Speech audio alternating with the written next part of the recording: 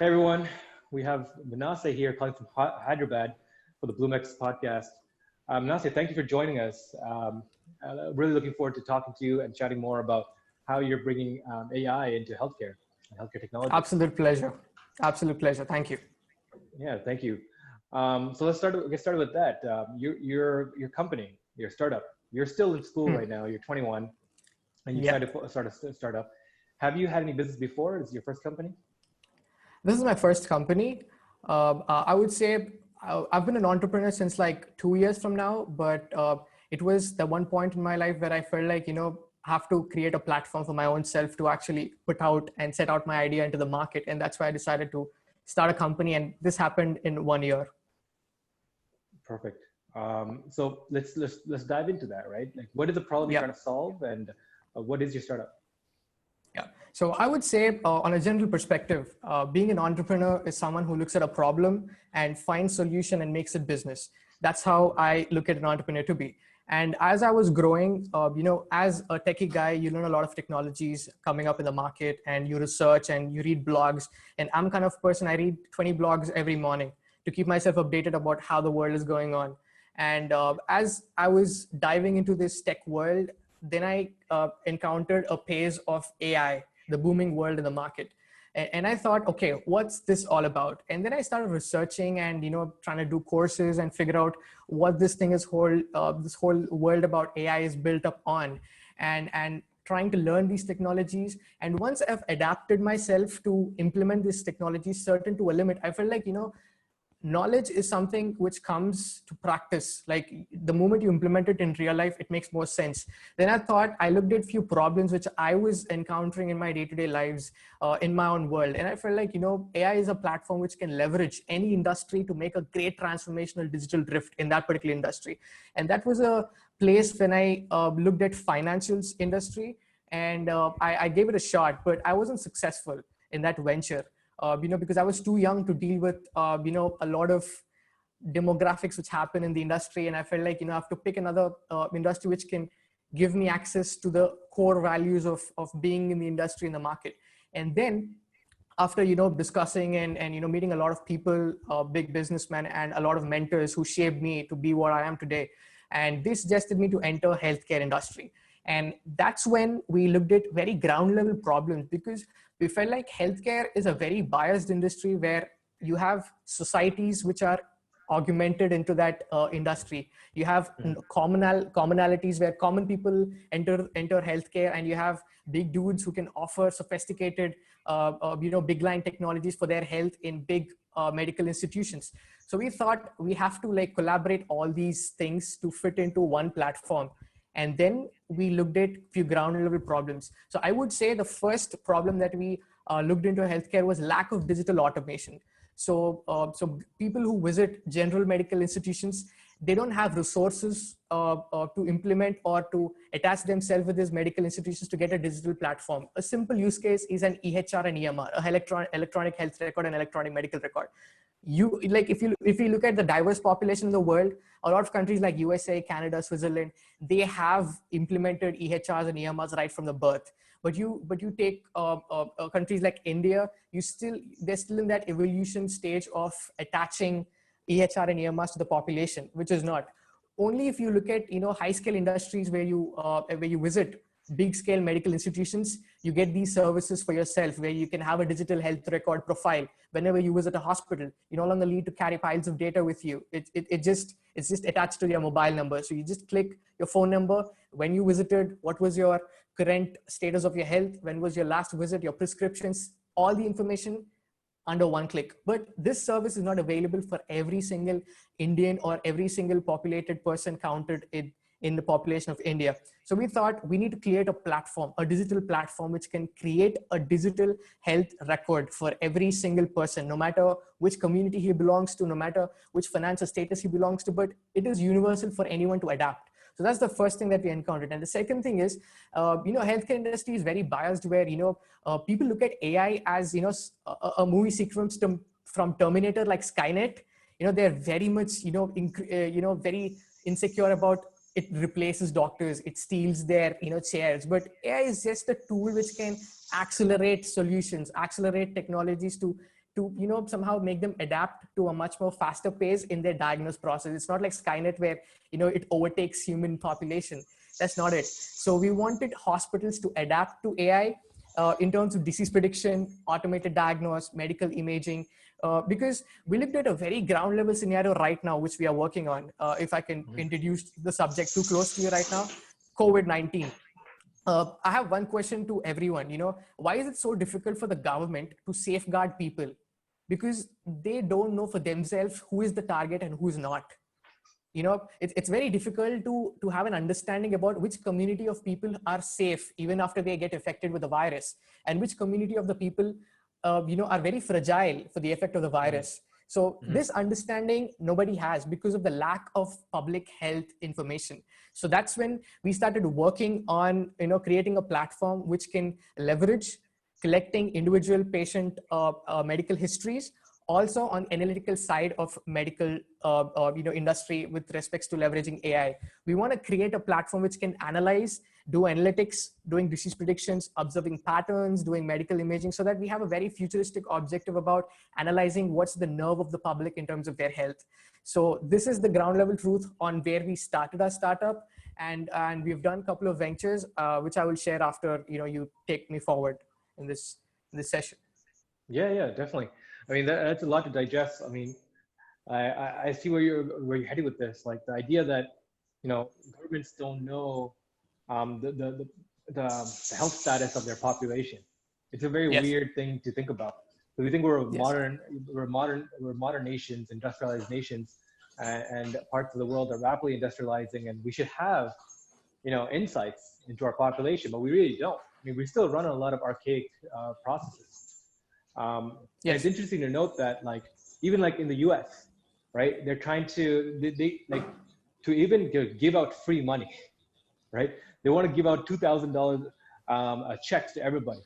To even do that, they're not able to do that because they cannot reach that population. A sizable bunch of the population do not have even tax receipts. Like they have not done their taxes, right? So there's no tax receipts to send to follow up on. A lot of them have no bank accounts, and this is in the United States, the most like industrial nation in the world. They don't have bank accounts, so the government can't even reach the people to give them free money. How could we monitor their health status of a population, right? And one of the things that I mean we have to take into account also is like one of the things I appreciate about India in general is because India is working on large level problems. They're rapidly changing the entire infrastructure, and there's so much government and private cohesive action towards this action, right? And what I'm really interested in is if it's Canada, because we have universal healthcare. It's a one-payer system. Government pays for most things. We have one person who makes all the guiding decisions for healthcare and how it changes. So that simplifies the process of change, but yet makes it larger because it's a large systemic changes that have to happen at one time. How is change happening in India? How is the government and private industries working together? What is the cohesion there? I would say, we have a very free, diverse ecosystem, which I want to specify on, because we have a lot of collaborative, aspects of dealing with the government and also our private organizations, because it's not like, they make the policies and they set the rules, but they give us this option of reaching out for helping people. So that collaborative mindset that the government has towards startups and private institutions is something that can bring out a lot of innovations, which can help the real market, scenarios. And I would say, to mention that point, since the COVID-19 started, since we are talking about hacking COVID. So I'm just taking the instance of what's happening right now in the current state. So considering COVID, contact tracing is a big deal right now. To understand, people who are getting affected and the loop, how it goes from one person to another. Contact tracing is a big deal. So, the one thing that I would appreciate, India is especially, giving an ecosystem for startups to come up with their innovations and help the government to deal and to, sort of support their technologies to help in the global scale or, as a nation to fight the virus and the pandemic situations.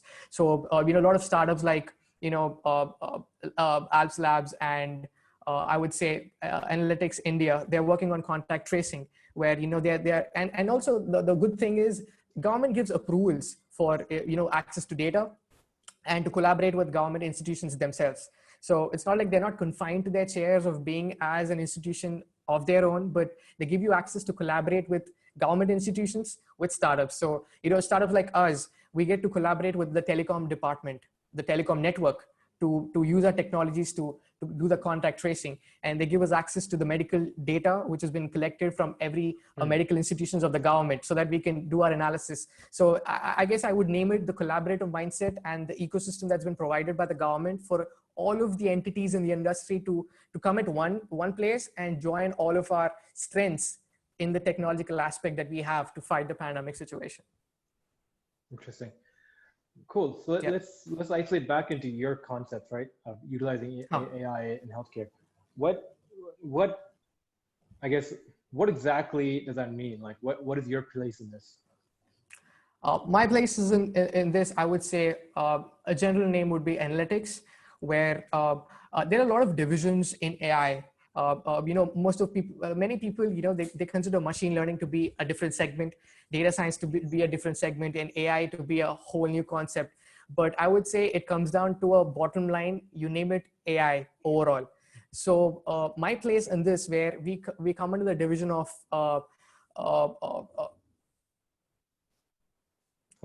data analytics, where we do data. Lost your video for a sec. 1 second.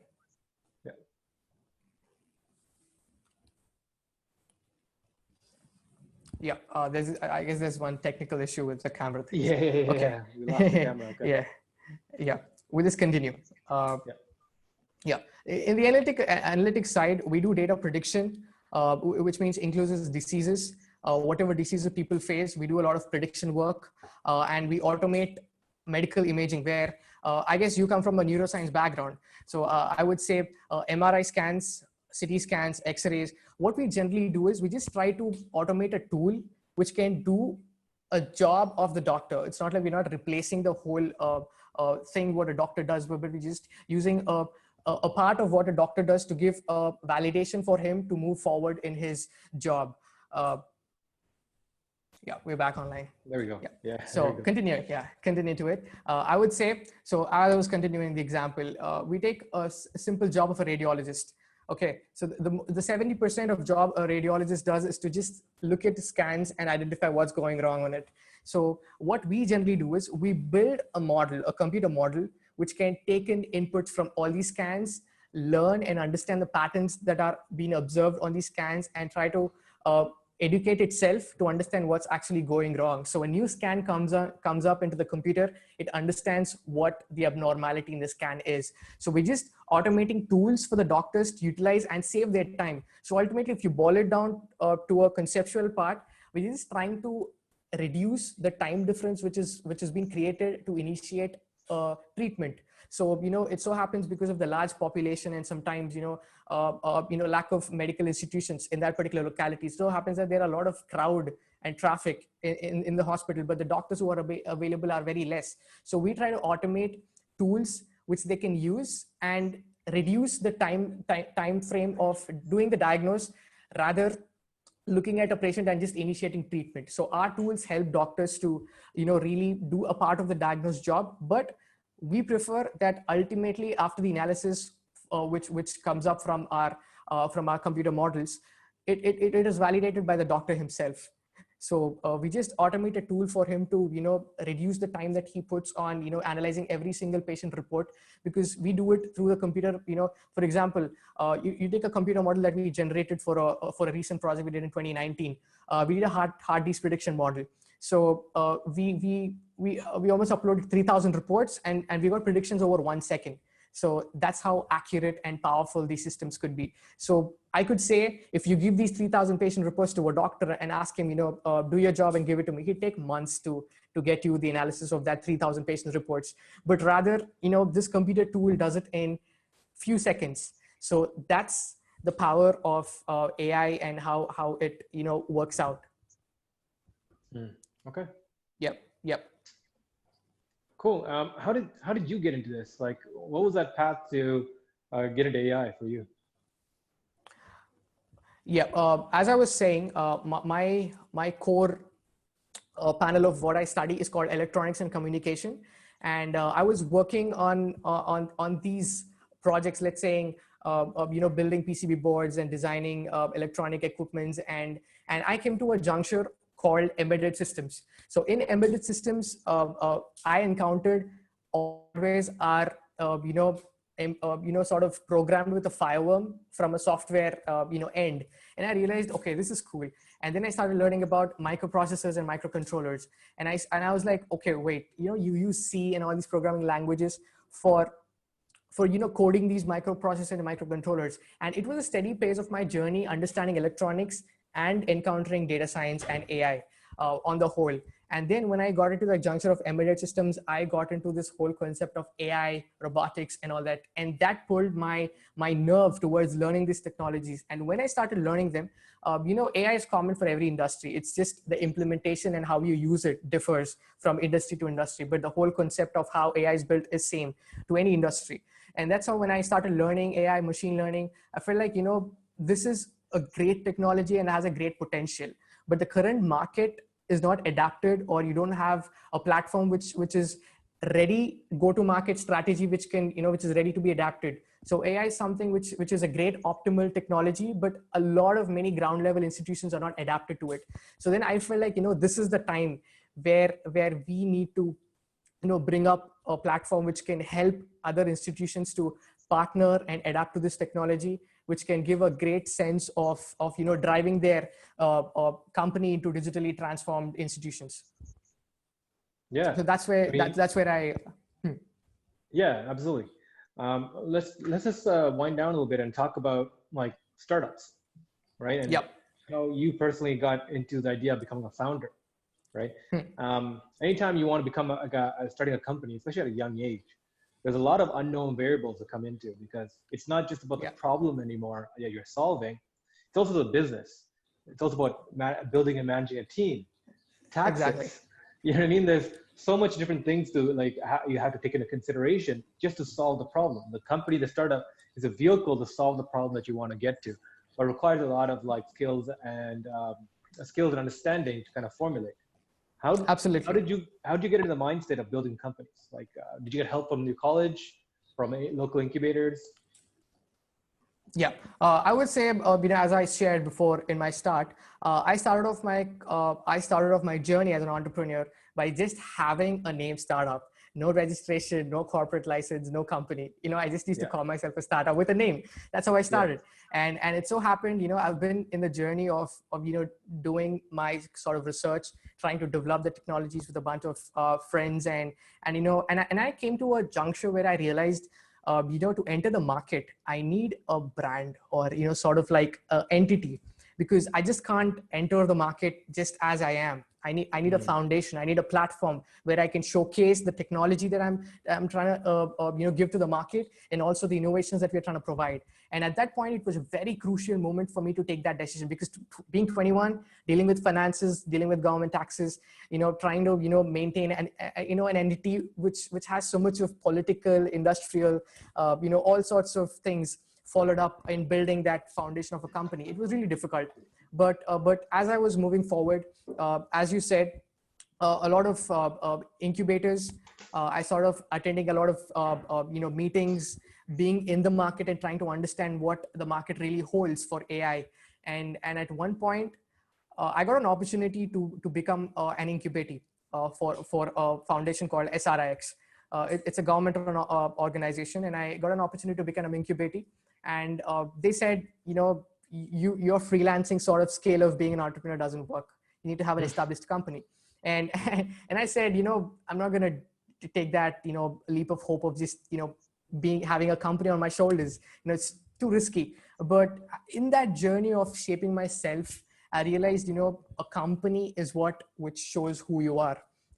Being Manasseh is one side of it, but, with Riverbend Data Solutions, I'm much more as a person, as an entity on one body. And that was the first time when I actually started thinking about keeping a startup.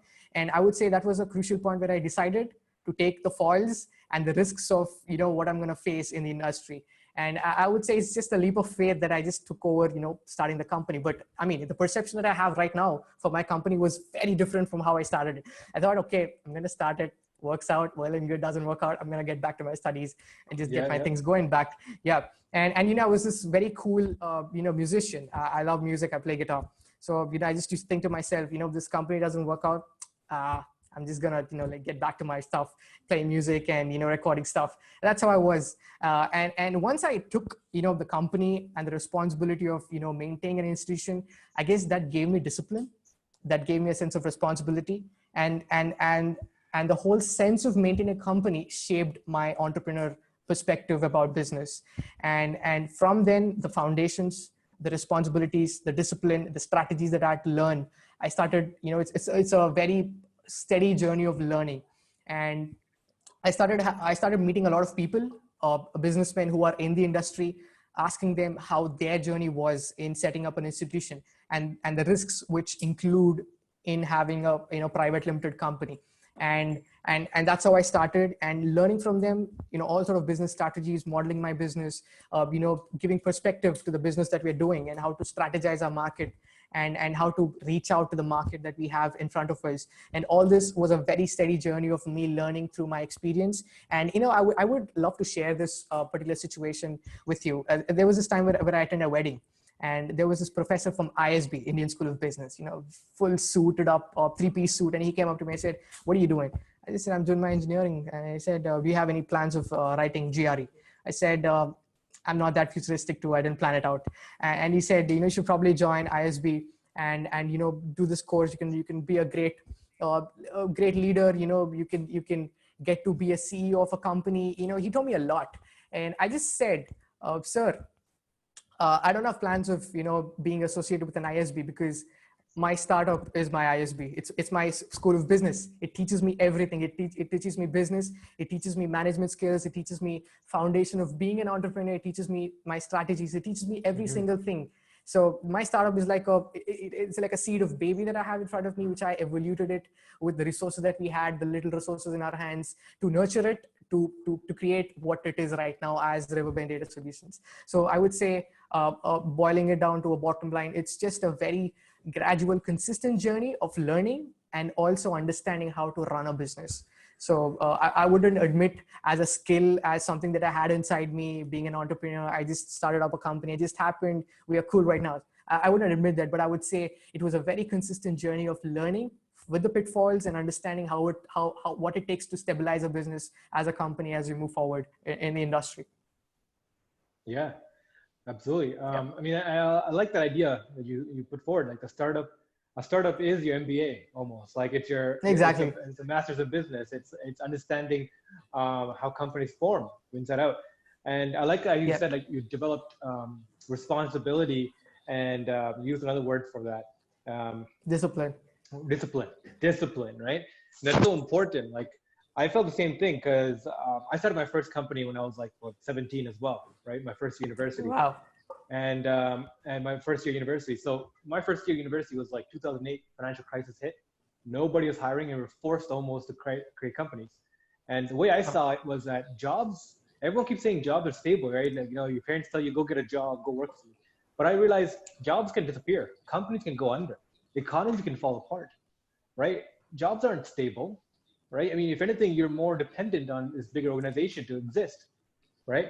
But if you can develop the skill set to find opportunities and to build out mechanisms to exploit those opportunities and to grow from it and to feed yourself from it, I mean, that's a skill set that's forever replicatable, right? Absolutely. And yes, it was never until I started my first company that I started thinking beyond myself, like started structuring myself. Now I had a purpose to study and learn things, because I had people dependent on me. I had economic scale. I had to build this company. I had people working for me. Like, that gives you that sense of purpose and vision that structures you as a person, grounds you, right?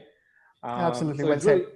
it's really interesting that you mentioned it that way, especially being at the age you are, 21, and you're talking about, this is my learning curve. This is my mechanism to learn instead of being school.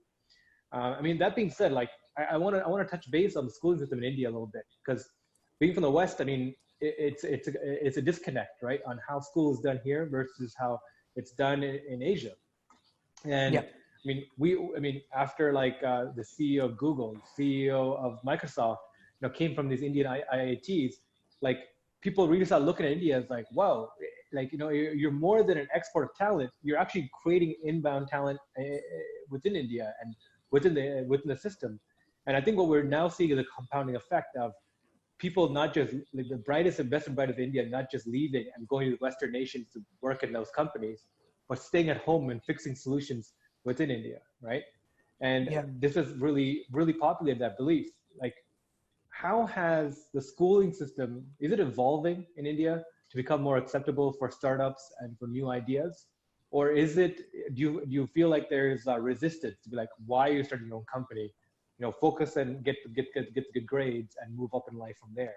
Like, how's the situation with your parents culturally, from society, from within the schools? Like, how are people finding things when you talk about working in a startup or running a startup? Yeah, I would say I would start touching on a note saying Indian psychology is something which can never be decoded, no matter what happens. So, so it's very typical, and it's we have this typical world in AI called recurring. So it just keeps recurring, iterations after iterations. You have different perspective in Indian psychology. So, and yeah, one of it is starting off with schools and colleges. After this massive digital transformation that we've had in the industry, I guess all the institutions and the population and the technological heads and people who run these institutions, they've started looking at the market. I would say the focus is on the market because they are the people who nurture students. They are the people who build an educational life into every person. So they are the people who inculcate the skill set that is required for a person to be sustainable in the industry, to have a livelihood.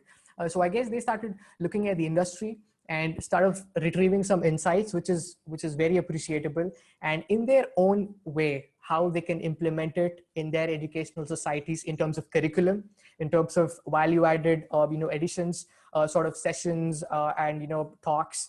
And I guess that way, Indian institutions are doing a great job.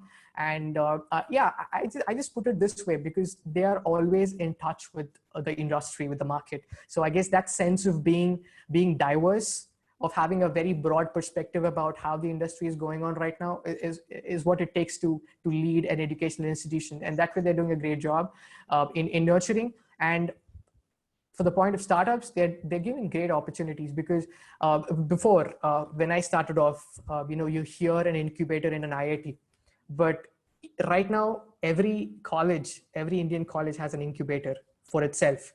So they're providing these incubators with mentoring, with technological stack, and with sorts of funding resources. So I guess I would say it's a great transformation of being accustomed to a particular curriculum of education to be diverse such to a great technological trend. And yeah, second point, as I said, my family wasn't cool with me starting a company. I would bet you that, and I have a very gut feeling that I wouldn't be able to continue this. Because of it so happens like startup journey is not cool. It's very very dynamic and sort of restricts you from a lot of things. And I would say I'll just mention this to you for just the session, spicing it up. Let's say my college ran for 3 months. I would say I just attended a week. That's how it goes being in a startup, because I would say in a established institution, you have everything very organized. You join as a HR, you do the work of a HR. You join as a CEO, you do the job of a CEO. You join as a content writer, you do the work of a content writer. But me being in my startup, I do everything. I get to do every single thing in my startup. I guess I tell this with a very positive mind, because it taught me a lot of insights from every industry. Right now, I look for a HR. I know what the HR has to be like because I've been in the shoes of being an HR. Right now, I need a content writer. I know what it is to be like a content writer and what I need from him.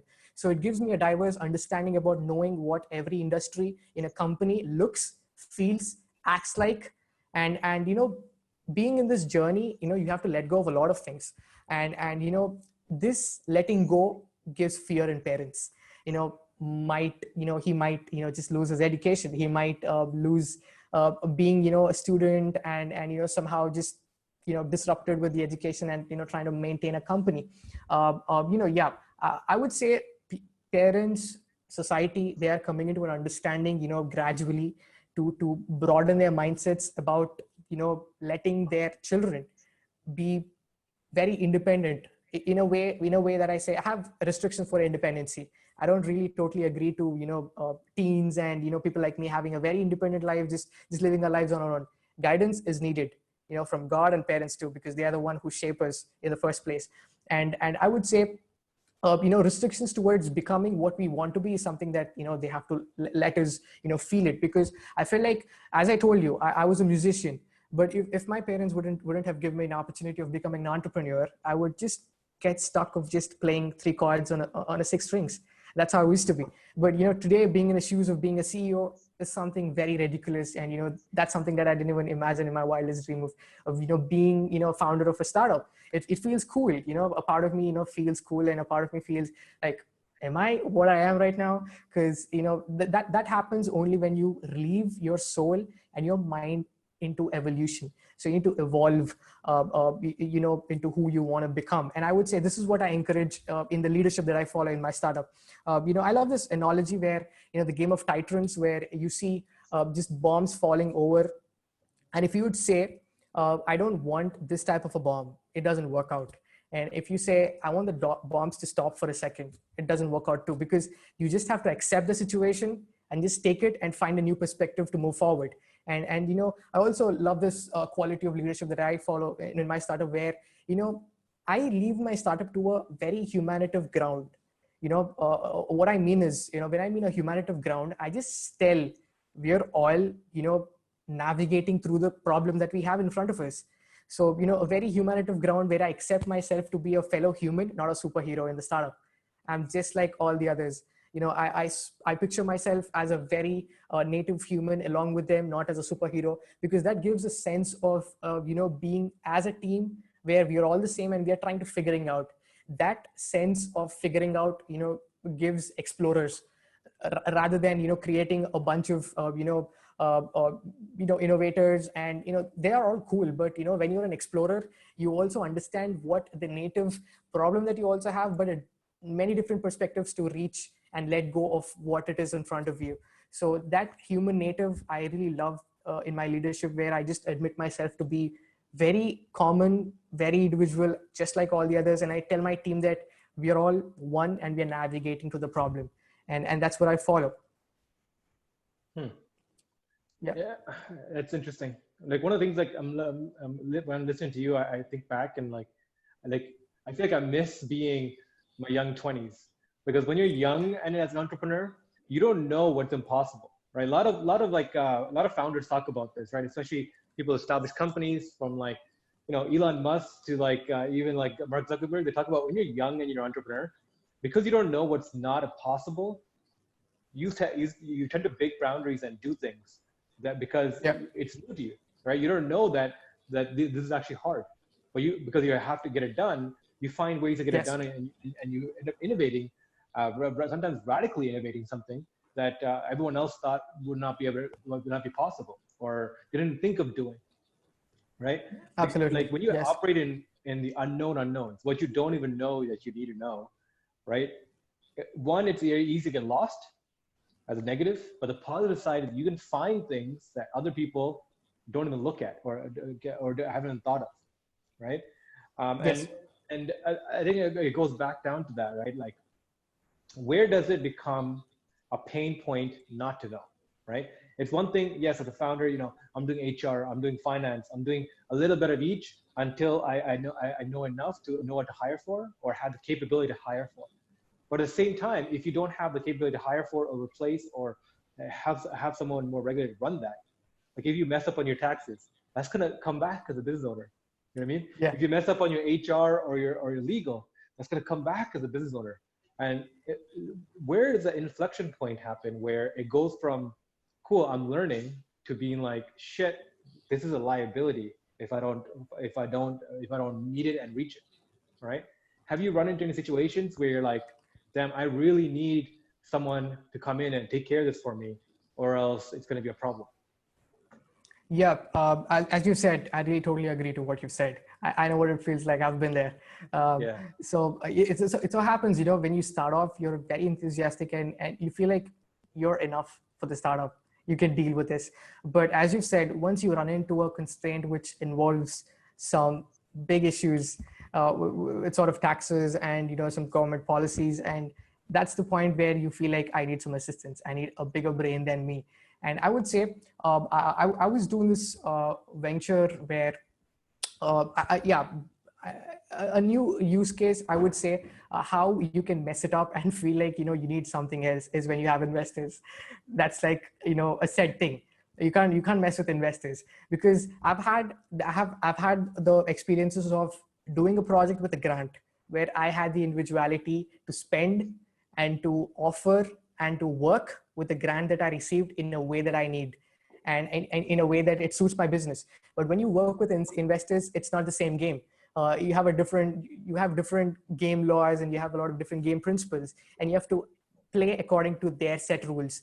So I feel like that was the place where I felt a little uncomfortable because all my previous projects, I've been doing them with grants, and I had that sense of individuality to put money at places I needed, and I felt like they are necessary, and this is the amount that has to be put into this sector, and that doesn't really need so much. And I used to deal with everything, but the moment when I came into an investor zone, I had a lot of things that I had to restrict and confine myself and act accordingly.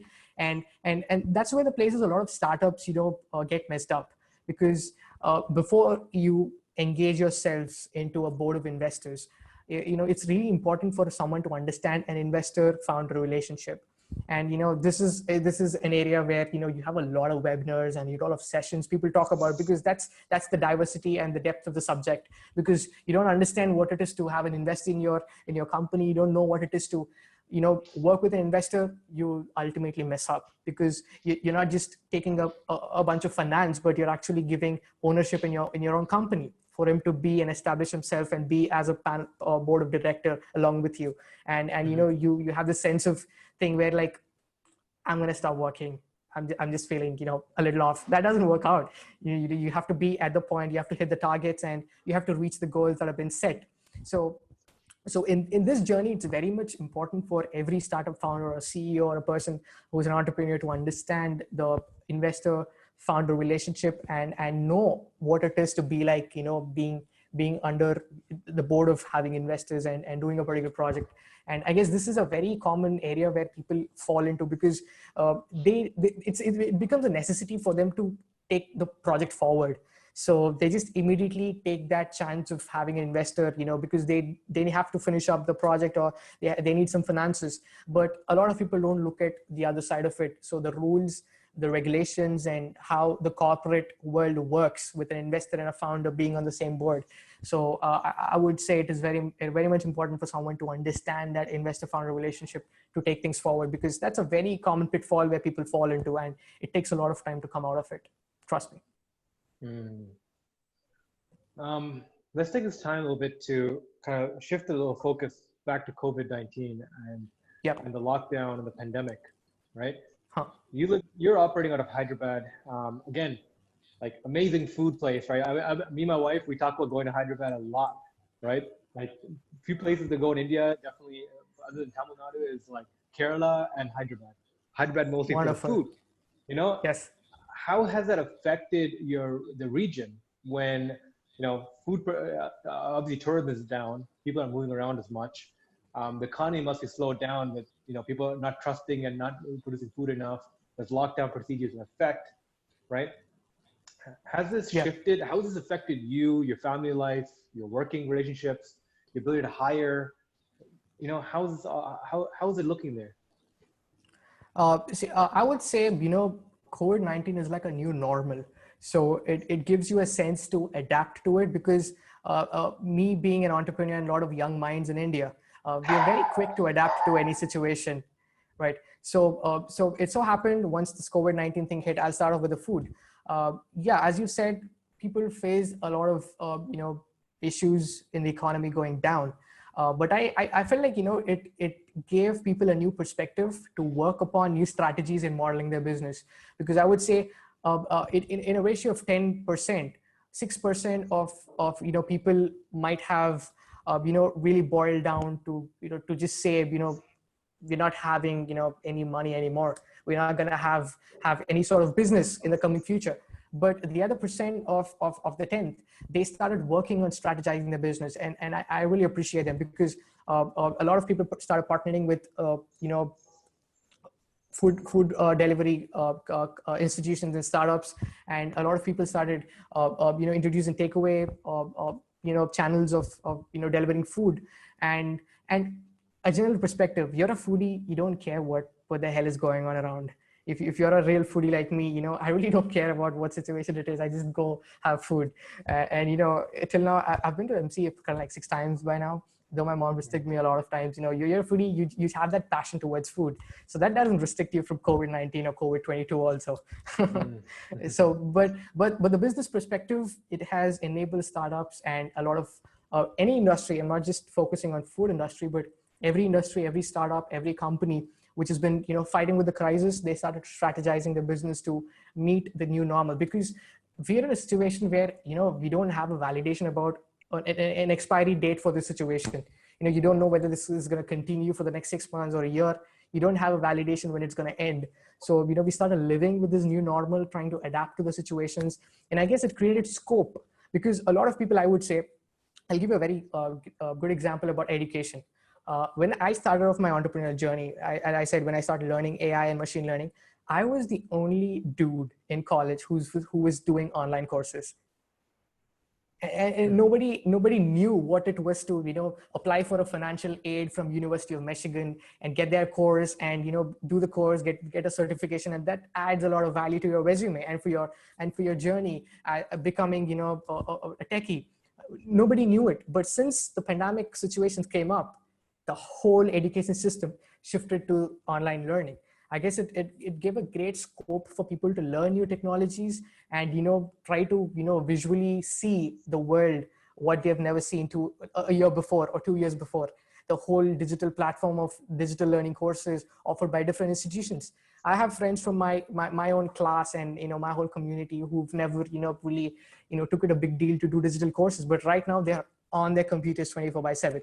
So I guess it gave a hope, or not meaning hope, but a new strategy or a perspective of living to adapt to the situation. And people started framing their businesses and their framework of their business to fit to the new normal of the pandemic situations. And way of hiring, I would say for a startup, COVID-19 is like all through the year when you talk about hiring, because you don't have a set institution, you don't have a company, you always work on hiring people from places you don't know. You just get things done. So it's like a very normal thing for startups like us, especially regarding hiring, because most of our work gets done from outsourcing people from different places and working from home. So this is like a normal thing for startups, and I don't think so it made a much bigger difference because it's always the same pace where we hire people online and we get things done and they hand over us a project and we do the rest of the job, and that's one thing.